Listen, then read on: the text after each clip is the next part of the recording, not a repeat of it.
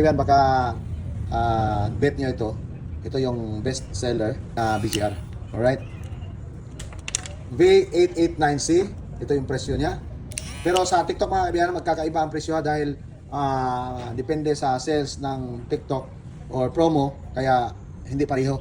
So ito po ang V889C na meron siyang Fusion Fade Taper Blade o ano bang tawag niyo sa inyo. Basta ang pagkakaalam ko kapag sinasabing Fusion, ito yung pinagsanagpersa ng Fade at saka yung Taper.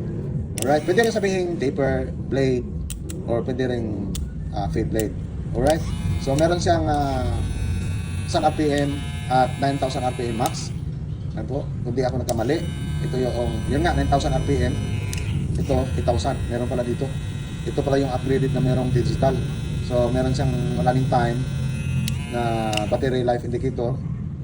So, ito yung mas maganda. Alright?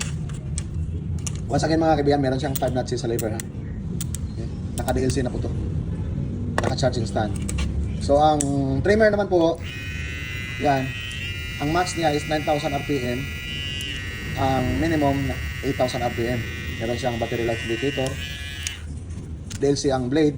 Plus, ito po, meron siyang charging stand. Alright? Mga kaibigan, ang nakita niyong presyo ng mga kaibigan ha. Ito yung presyo ng tindahan. Alright? So, kapag sa TikTok naman magkakaiba ang presyo dahil merong sale. Yun nga.